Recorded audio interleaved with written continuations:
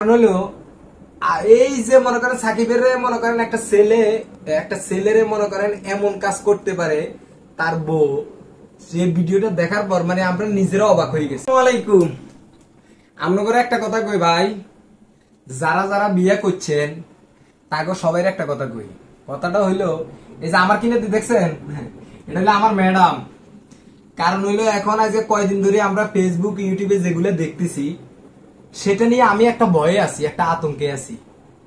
ওই যে জুনিয়র সাকিবের মনে করেন আমাদের নুনু কাটে দিছে বুঝছেন, আর নুনু কাটি দেওয়ার পর ধরেই মনে করেন এখন রাত বোর কিনে দি ঘুমাইতে আমার ভয় লাগে।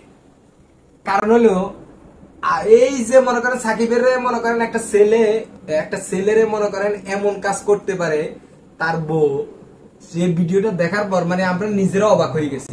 কারণ হলো আরেকটা কথা আপনাদেরকে বলি, একটা ছেলের জীবনটা একবার পুরো তছনছ হয়ে গেছে একটা মেয়ের কারণে। দেখেন, আমার কথা হলো যদি জুনিয়র সাকিব খারাপে থাকতো তাহলে তাকে ছাইড়া দেওয়া উচিত ছিল, কিন্তু একটা ছেলের জীবনটা এভাবে নষ্ট করাটা উচিত ছিল না। এই মেয়েটা একে একে 3টে বিয়ে করছে, দুই পাশে দুই বিল্ডিং এ 2টা জামাই নিয়ে, দুই বিল্ডিং এ 2টা জামাই থাকে, আর মাঝখানে জুনিয়র সাকিব নিয়ে থাকে। লাস্টে কি করলো, ওই 2টা জামাই ভালো থাকলেও জুনিয়র সাকিবের টুনটুনি কেটে দিল, কাটে দিয়ে এখন জেলের মধ্যে। আর সাকিব কোথায়? হাসপাতালে। তো সাকিব ভালো না খারাপ সেটা আমি বলবো না, কিন্তু এই কামটা করাটা এই যে আমি তোমার একটা কথা বলি। না দাঁড়াও, এবার আমি একটা কথা বলি। না আমি ছেলেদের পক্ষে কথাটা বলি, কারণ হচ্ছে একটা ছেলে যতই খারাপ হোক, কোনো মেয়ের রাইট নাই যে সেই ছেলের লাইফ নষ্ট করার। জুনিয়র সাকিবের লাইফ তো নষ্ট হয়েই গেছে, কিন্তু জুনিয়র সাকিবের মানে আমি একটা কথা বলি, জুনিয়র সাকিবের এর আগে এটার মধ্যে থেকে বের হওয়া উচিত ছিল। ঠিক আছে, কারণ ওই মেয়েটা জেলে গেছে, মানে ওই মেয়ের কারণে জুনিয়র সাকিব জেলে গেছে প্রথম।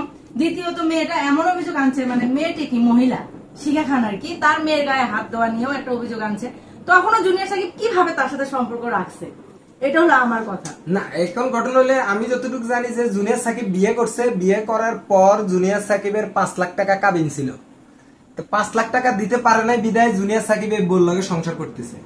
কিন্তু এখানে আরেকটা কথা আছে, কথাটা হলো কি, জুনিয়র সাকিব কোনো কাজ কাম করতে দেয় না জুনিয়র সাকিবের বইয়ে। কারণ হলো জুনিয়র সাকিব অনলাইনে ভিডিও বানায় বা বিভিন্ন শর্ট ফিল্ম করে বা বিভিন্ন অনলাইনে কাজ করে, কিন্তু ও যদি 1 বছর ঠিক মতো কাজ করে তাহলে 5-7 লাখ টাকা জোগানটা ওর দ্বারা কোনো বিষয় না।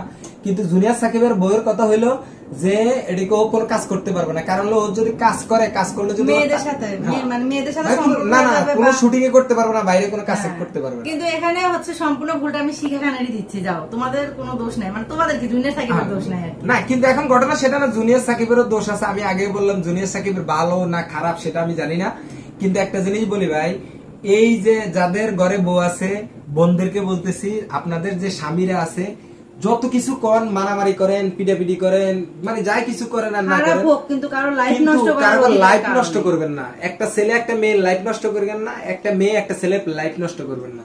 আপনাদের সমস্যা আপনারা ছেড়ে দিতে পারেন, কিন্তু একটা ছেলেকে পঙ্গু করে ছেড়ে দেওয়া কোনো এটা ঠিক না। তো সবাই ভালো থাকবেন, সুস্থ থাকবেন। কথাতে যদি কোনো ভুল ত্রুটি হয় ক্ষমা দৃষ্টিতে দেখবেন। আল্লাহ।